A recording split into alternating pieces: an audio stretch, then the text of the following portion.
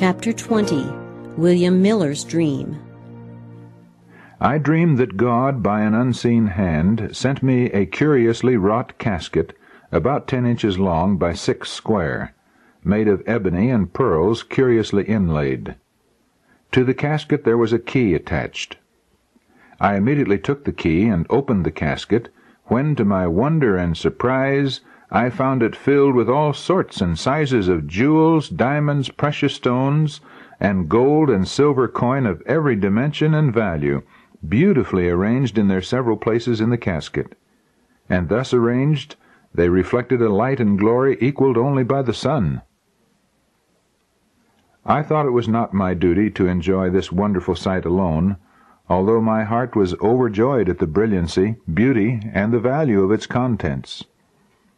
I therefore placed it on a center table in my room, and gave out word that all who had a desire might come and see the most glorious and brilliant sight ever seen by man in this life.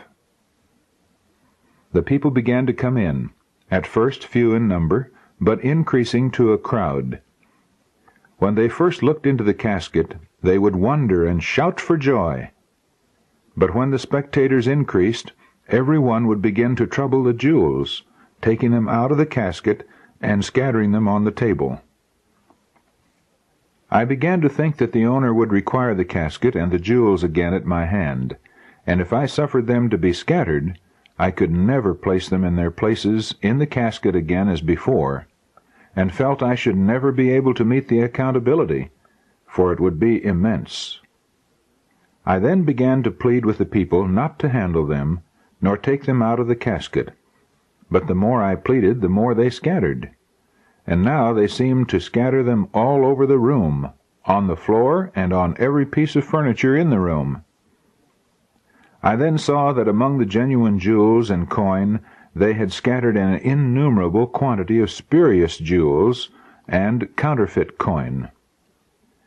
I was highly incensed at their base conduct and ingratitude, and reproved and reproached them for it. But the more I reproved, the more they scattered the spurious jewels and false coin among the genuine. I then became vexed in my physical soul and began to use physical force to push them out of the room.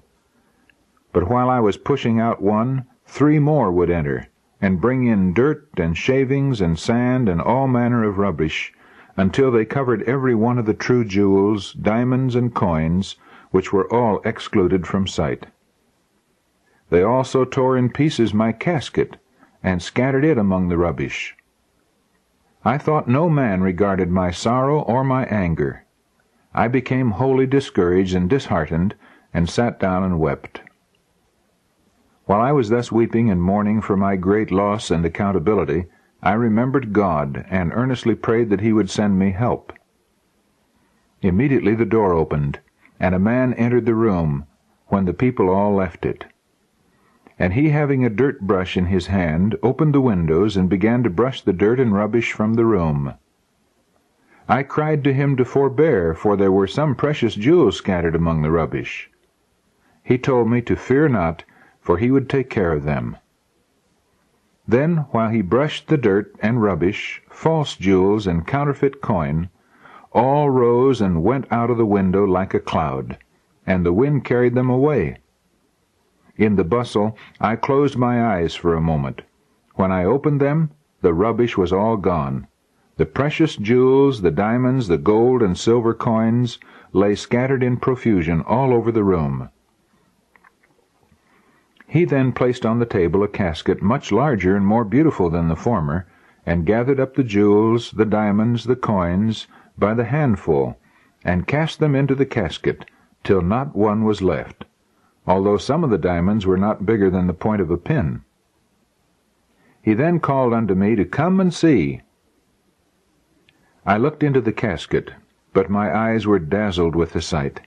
They shone with 10 times their former glory. I thought they had been scoured in the sand by the feet of those wicked persons who had scattered and trod them in the dust. They were arranged in beautiful order in the casket, every one in its place, without any visible pains of the man who cast them in.